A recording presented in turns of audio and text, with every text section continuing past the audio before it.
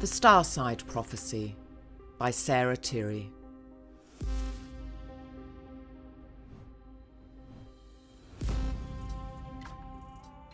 Read by the author. Chapter 5. Little Baby Done. When my mother was 9 and her older sister 11, their mother ran off with another man.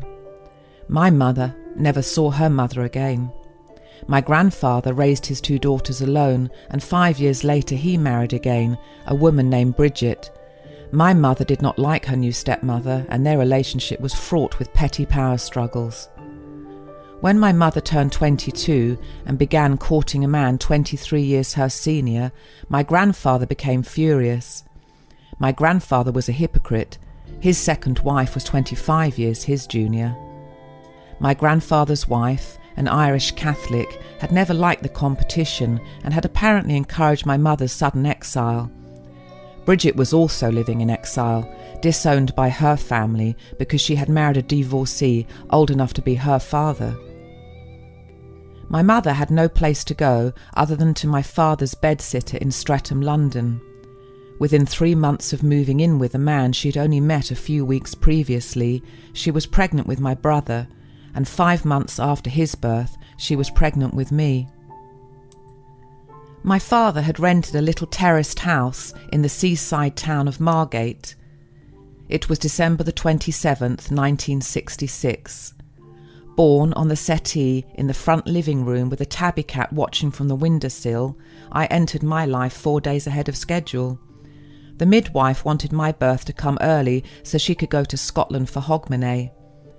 The midwife insisted my mother drink a pint of castor oil, which she thought would induce the birth, but my mother promptly threw it back up. This was enough to induce a fierce bout of contractions, and I was born quickly and named Sarah. My father was an overindulged only child, born to a well-to-do and well-connected family, but this had incubated the tendency for selfishness and narcissism. One of the first tidbits he told me about his side of the family was that his uncle, Sir Alfred Louis Bower, had been the Lord Mayor of London. I was impressed because my dad had spoken of this with pride. Despite my dad's self-seeking ways, he was inoffensive, unconfrontational and sentimental. He had watched my birth with tears in his eyes, and after I had settled to my mother's breast, he headed for the George and Dragon to toast the arrival of his baby girl with his cronies. He didn't come home until the landlord closed the pub at 11. He seldom left a pub until it was closing time. My dad, who was 49 when I was born, had one role model, and that was Frank Sinatra. My dad's name was also Frank the Bank to some.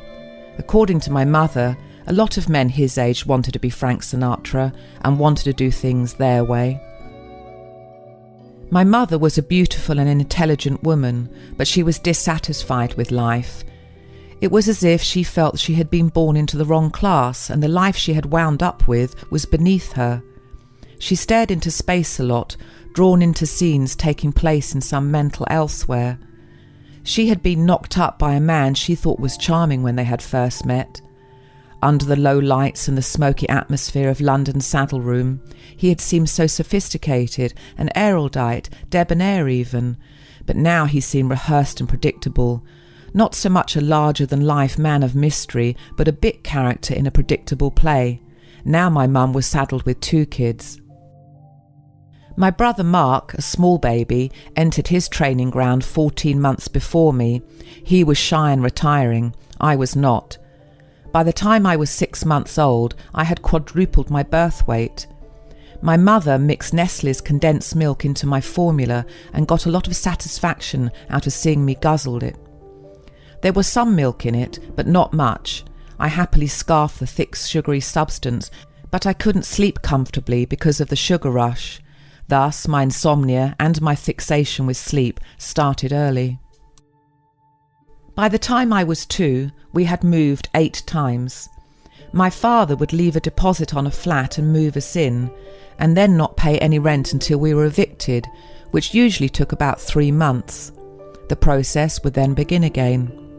My dad preferred to spend his money on his image and to impress his friends with his Savile Row suits and monogram shirts. To be seen driving a nice car was very important to him, and he was overly attached to his gold cigarette case and his Dunhill lighter. He lit a cigarette like Cary Grant because he had practiced doing this hundreds of times. My parents had been married for 2 arduous and testy years when my mother began an affair. Her new boyfriend was a friend of my father, and he too was married. Paul Sisley was 6'3" with a pallid complexion and tight curly hair. It didn't take long for my mother to petition my father for a divorce on the grounds of wilful neglect to support. She won, and the local county council rehoused the 3 of us in a masonette in the town of Sutton, Surrey. Paul Sisley discreetly moved in with us several weeks later. I was 3 and my brother 4. I avoided Paul because I did not like him. He never smiled, and the attention he gave my mother was devoid of warmth and sincerity. I could never understand why she was so flattered. Paul was still supporting his family, and my mother did her best to support hers. Although she received money from the government, it wasn't enough to pay the bills, and so she found a job as a barmaid in a pub called the Green Man. The hours were long and the pay low, but it was under the table, so she was able to carry on claiming benefits. Paul lived between homes. He would go back to his wife after he and my mother argued, and then come back again when he'd had enough of that house. It wasn't the romantic scenario my mother had envisioned. She hated her life as a single parent, and the faraway look in her eye became more frequent. I used to watch her daydream and wondered whether her dreams were about another man, a nice man, charging into her life with a bunch of flowers to help make it better. This made me sad. I loved and respected my mother, but I was a child. I had no power to make it all go away, but I would if I could have. My mother managed to keep us fed and clean and warm, but interaction with her was limited. We were routinely sent to bed early under the guise of plenty of sleep being good for growing children. Sometimes I'd wake up in the middle of the night and come downstairs to find her gone, leaving my brother and me home by ourselves. I'd learned not to wake my brother up because it always upset him, and I wasn't able to calm him down. He had a lot of fear. He always thought something bad was going to happen to my mother, but she always came home.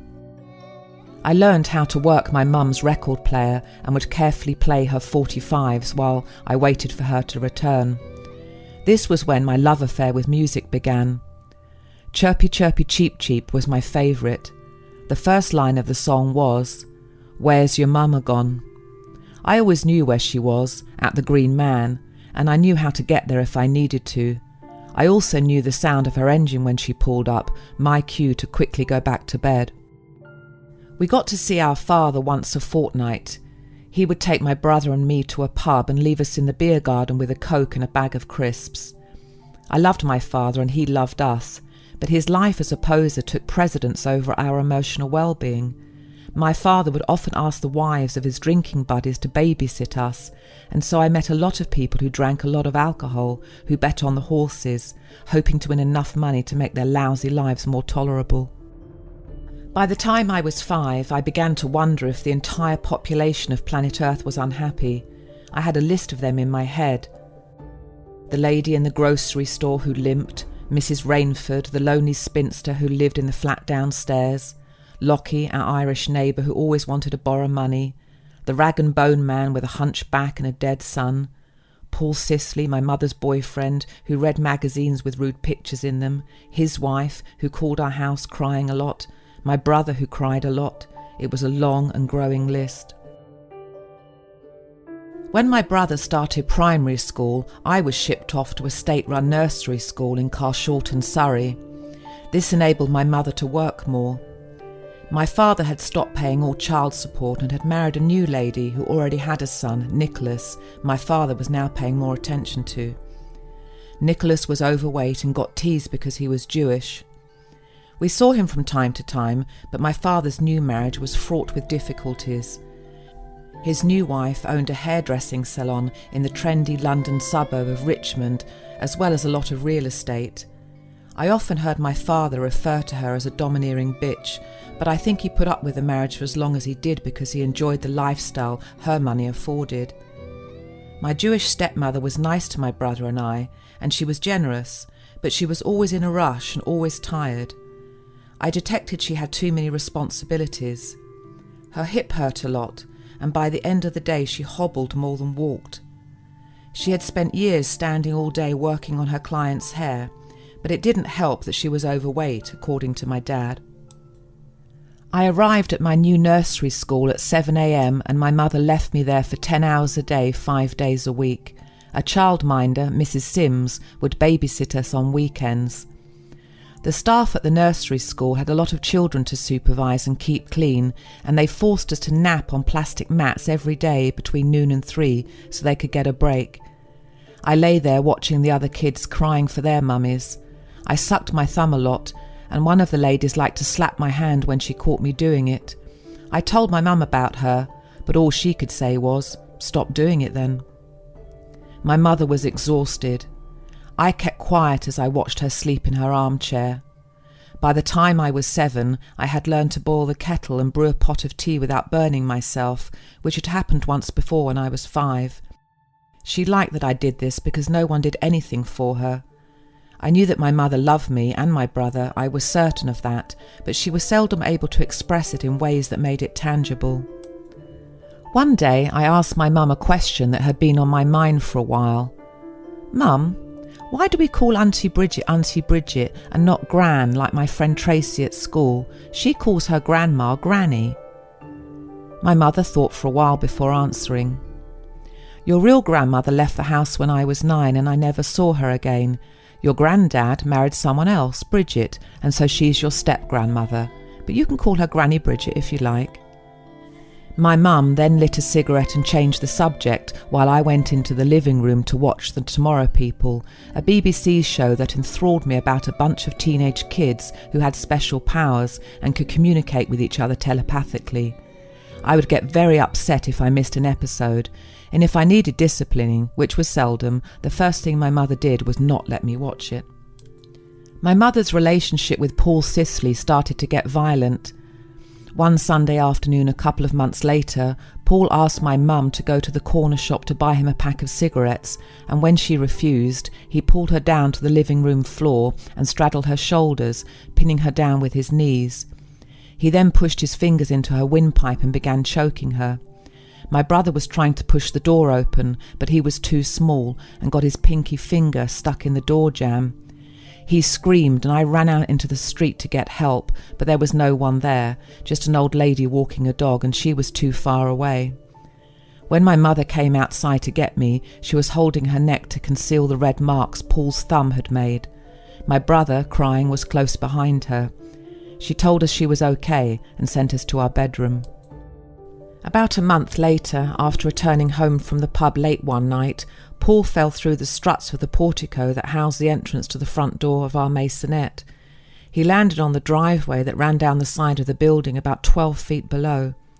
I heard him cry out in pain or anger, and I came downstairs to see what was wrong. My mum sounded casual, but quickly shooed me back to bed, appalled that I had seen the police arrive. Paul could have easily broken his neck, but he had only broken his collarbone in 2 places. He couldn't work for 6 weeks, however, and his resentment towards my mum never relented. One night when Paul was out, I heard my mum talking over the phone, listening like I normally did out of view on the stairs. My mum admitted to whoever was on the phone, probably her father, that she had pushed her boyfriend over the ledge as payback from the time he had tried to strangle her. The entire incident had been hushed up, and it was as if Paul had just grazed his knee. The police chief was apparently responsible for this. "He's a customer at the Green Man and he has a thing for me," I heard my mum say. The last time I saw Paul Sisley, he was packing up his stuff. He knew I was watching him through my mum's dressing table mirror, but he didn't react. He had nothing to say. What could he have said? "You mean nothing to me. Bye-bye, little girl." That night Paul Sisley went back to his wife for good and we never saw him again. I wish my mum had been happier about that. My brother and I shared a bedroom, and he was asleep when I got a visitation from a woman dressed in black. The midnight visitor was sitting halfway up my bed when I awoke, but I wasn't startled at all. She smiled at me and reached for my hand, which she held and rubbed with her smooth fingers. She looked a bit like the witch from another favourite TV show, Lizzie Dripping, but her features were not contorted, and her voice was lulling and benevolent. I felt I knew her, but didn't know from where. I was not puzzled about the strange visit. She told me she was watching over me and encouraged me to persevere. I did not know what she meant, but I assured her I would. When I told my mother about the lady in my room the following morning, she darted me a look that was difficult to interpret, but I could tell that mentioning it had added to the confusion she was already dealing with. My mum then shrugged and carried on buttering the toast, and I had to accept the fact that little I ever said stirred her. It was very frustrating. My mother did not fuss over my brother and I, and she was not in any way overly protective. She encouraged our independence from a very early age and trusted that my brother and I could make it up the road to the sweet shop and back again without being kidnapped or run over. One day I was by myself about 100 yards from where we lived, walking to buy a Cadbury's Supermousse chocolate bar, when I felt something strange take place inside my head. It was as if I had 2 points of view.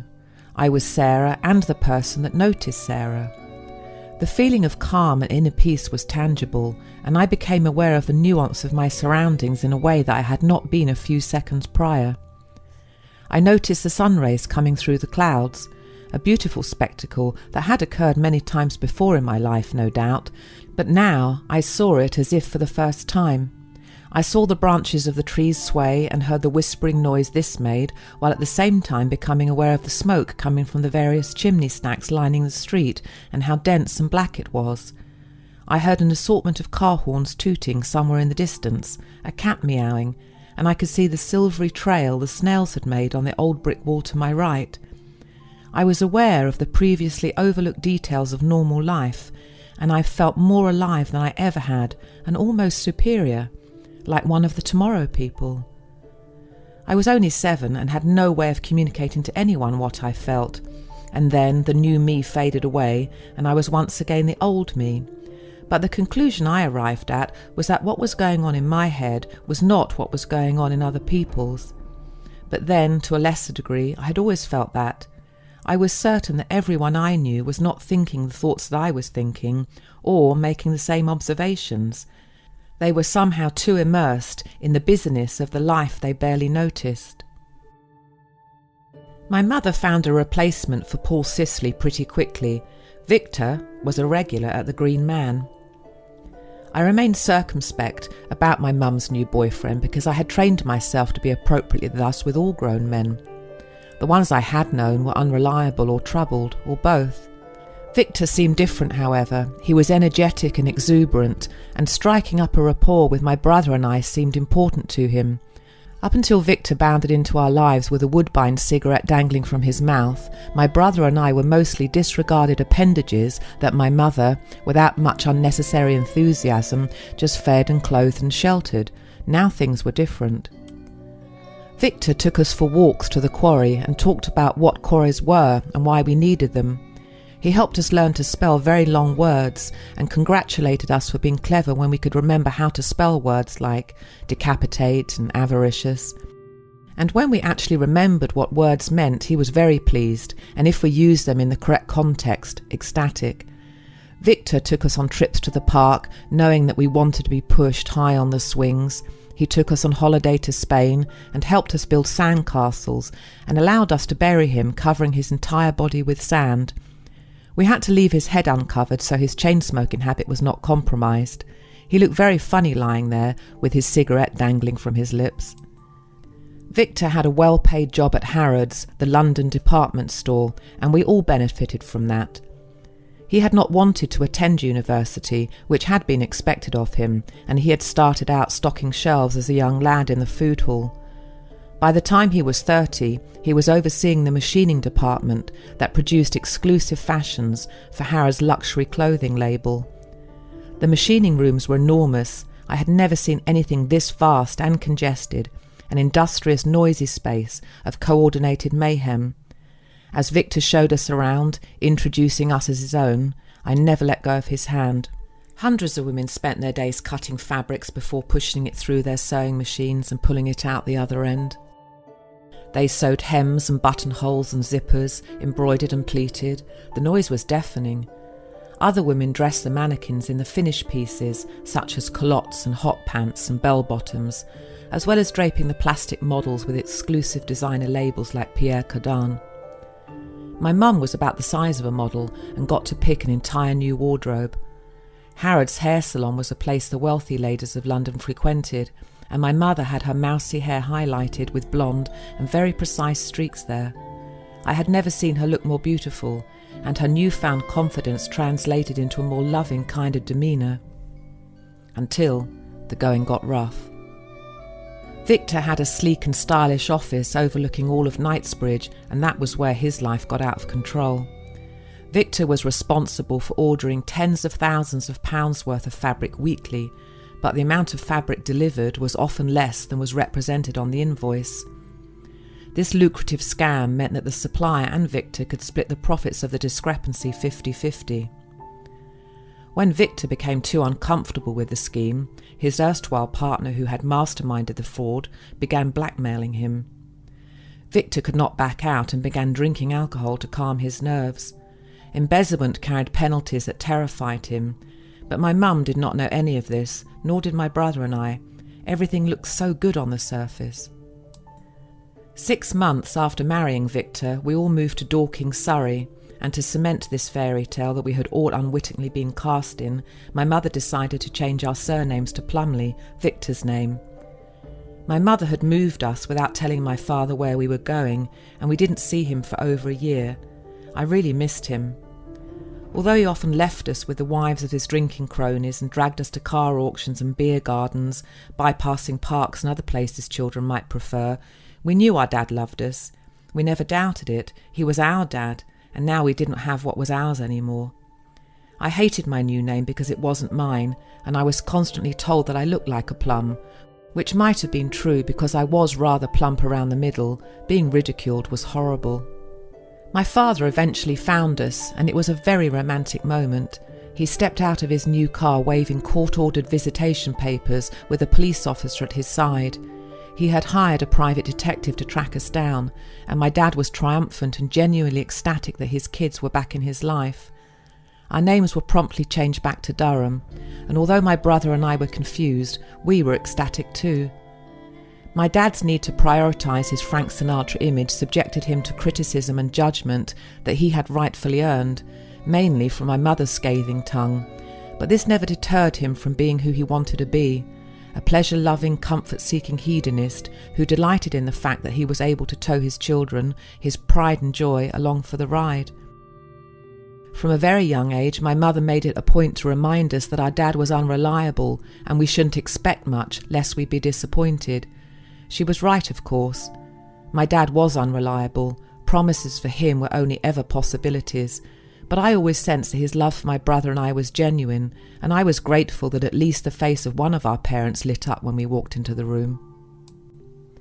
Our new home was a 200-year-old flint cottage with no formal heating other than the coal fire that was supposed to feed the radiators upstairs. Smoke bellowed out of the fireplace into the living room, which was otherwise cosy and the hub of the house. I had my own bedroom on the top floor, and I loved that. It was at this time in my life that I cultivated what would become a lifelong appreciation for my bed, the one place I felt warm and safe. I found adjusting to my new school difficult, however. Everything was so unfamiliar. My form teacher, Mrs. Jenkins, made me nervous. I noticed how she took leering pleasure from intimidating the kids. My brother was in a class ahead of me, and all I could do was count the hours obsessively until I could see his familiar face at recess. This lasted for several long months, and then I made friends with a girl named Carol. I followed Carol everywhere.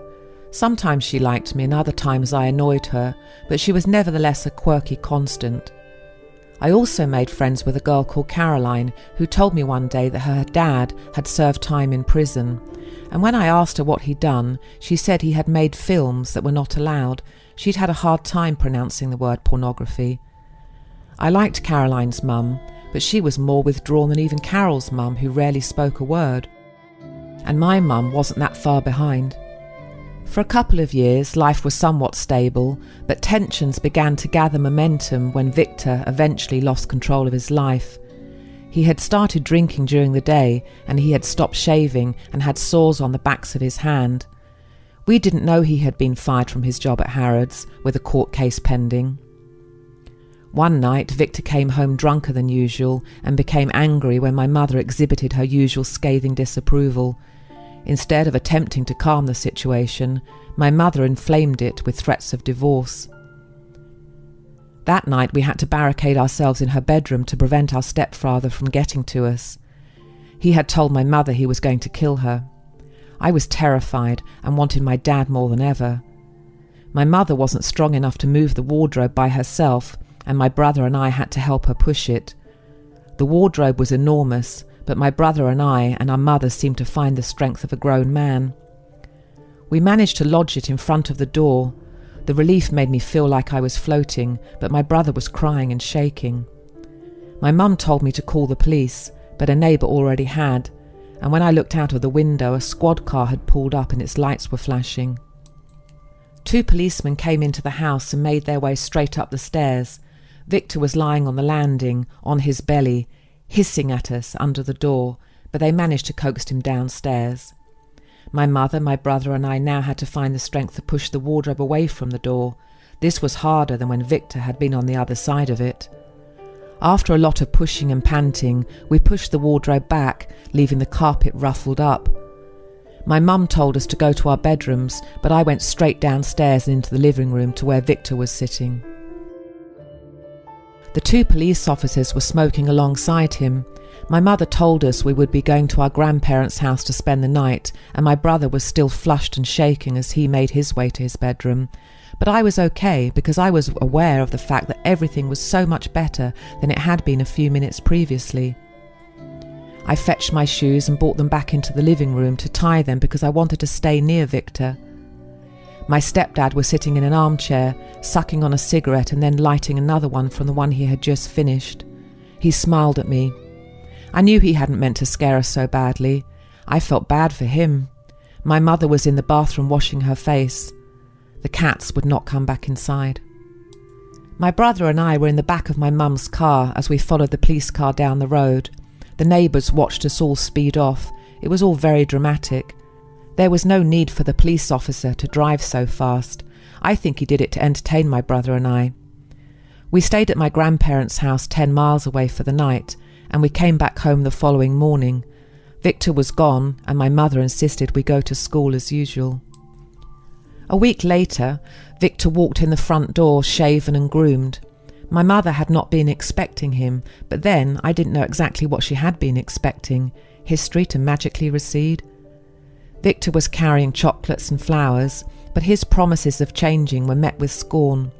My mother was no longer threatening divorce, but demanding one.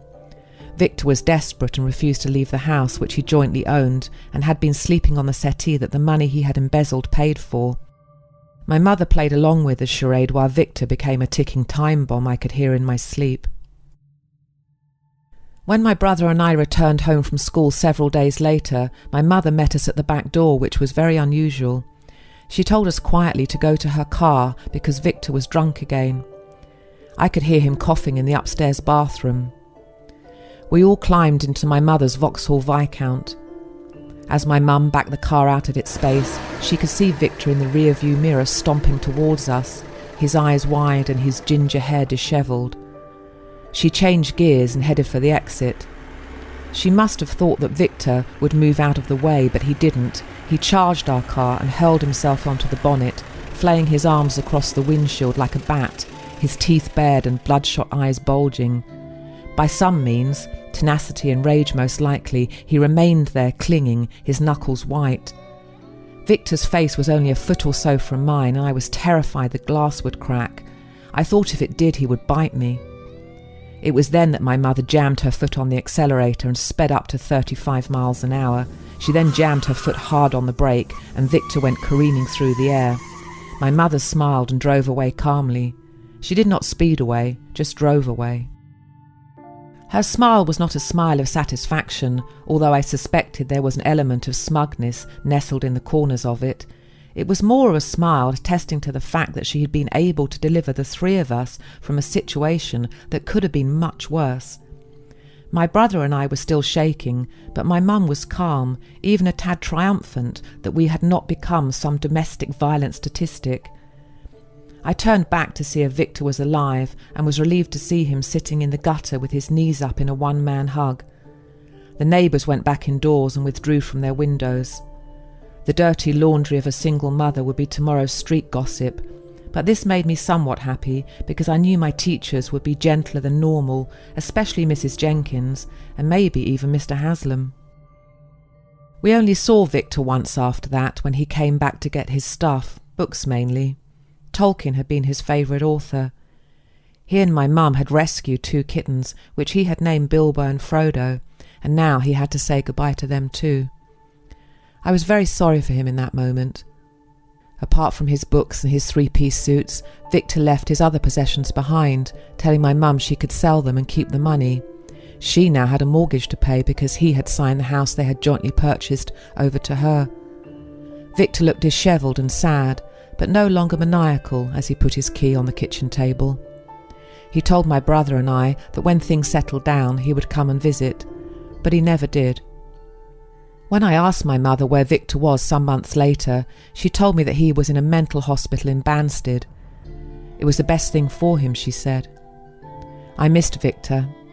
When he wasn't drunk, he was kind and attentive and took his role as our stepfather seriously. Many years later, my mother told me he was gay, but had not been able to express it openly, and this had been a big part of his torment. Gin had temporarily helped him forget that he was living a phony life.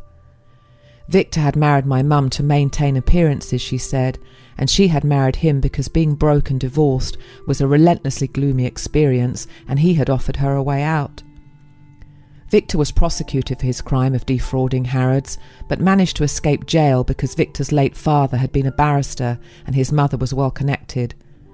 The last thing I heard about him from my mum was that he was working for a painting and decorating shop in Shepherd's Bush, London.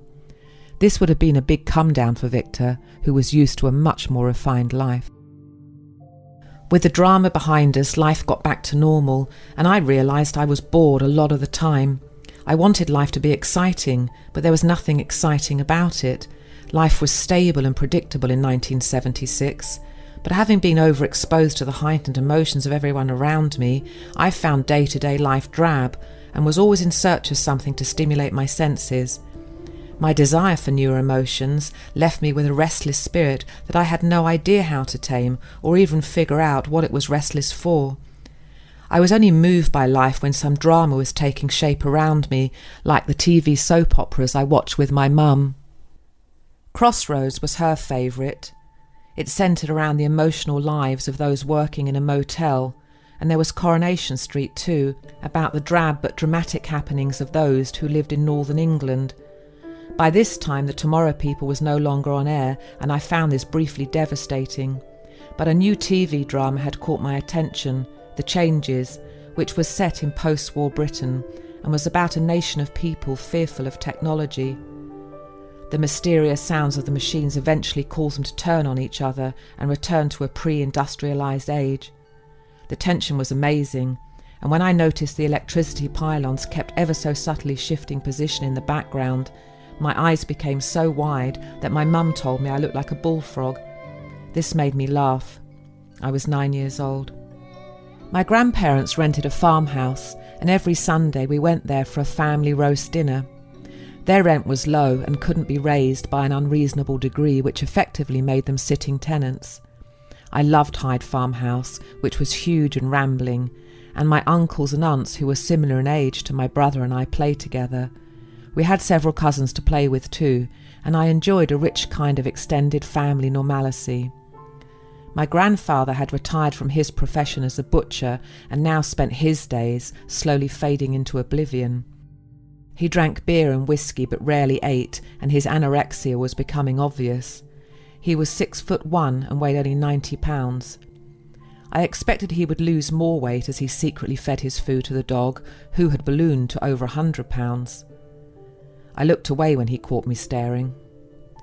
My grandfather wore baggy trousers and long sleeves and did nothing but sit in the armchair that was exclusively his, and the veins in his legs hurt him. As long as I talked about the things he liked to talk about, he bothered to pay attention to me. He had a fascination for steam trains.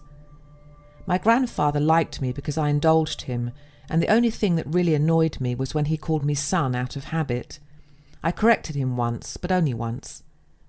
The rest of the household tried to keep their distance because disturbing my grandfather was as unwise as disturbing a beehive. He had enormous hands and would leave a quick handprint on the back of his kids' or grandkids' legs should we need reminding that this was his house and things within his house had to be done the way he wanted. My grandfather didn't want to hear us play and didn't like it if the person sitting in his armchair didn't jump up immediately he entered the room. But he was okay if it was my mum, who could get up slowly. My mum could do no wrong.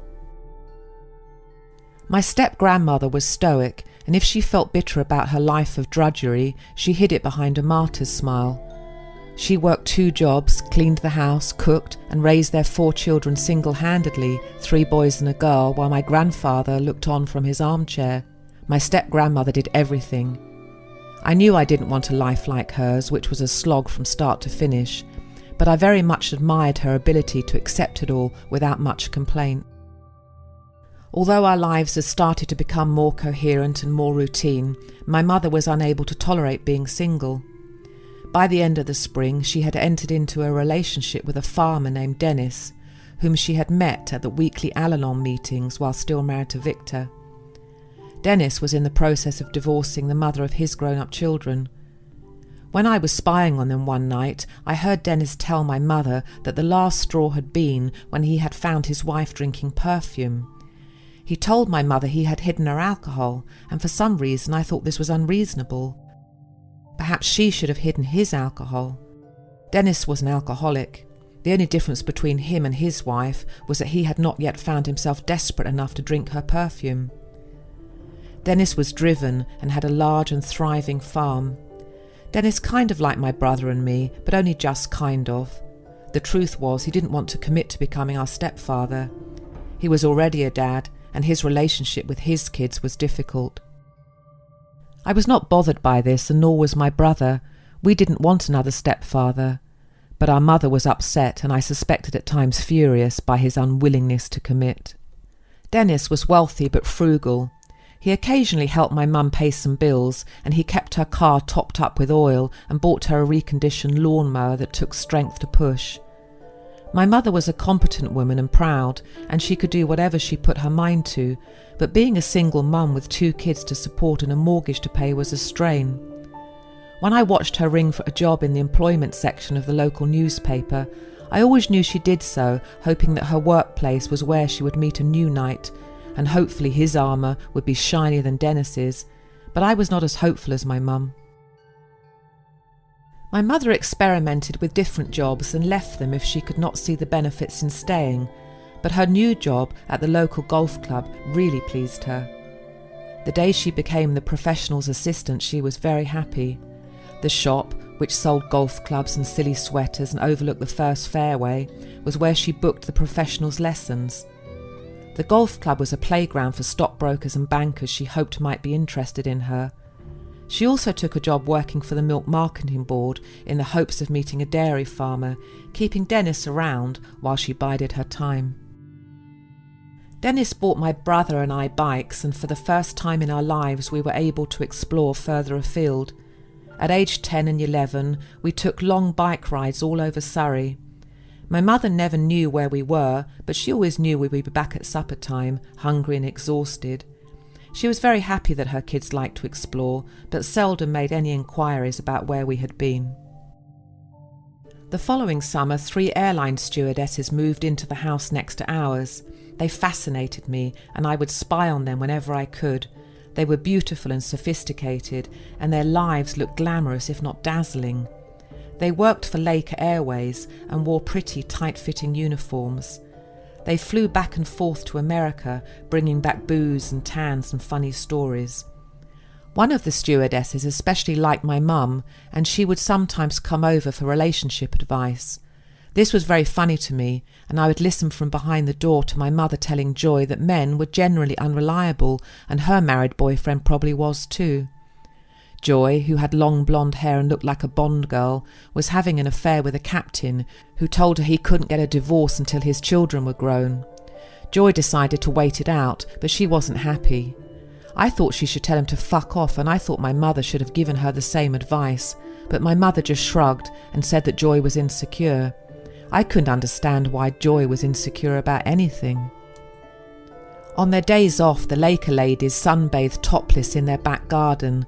I watched them from my third-floor bedroom window as if I was watching a TV show. I think they knew, but didn't mind much. They were tanned and skinny with long necks and flowing hair. I moved my bed nearer the window, which I left open so I wouldn't miss anything. Late one night I was lying in bed listening to them laughing in their back garden. They had friends over and were cooking steaks while Barbra Streisand's Evergreen played over and over again on the stereo. It was then that I knew I wanted to be just like them.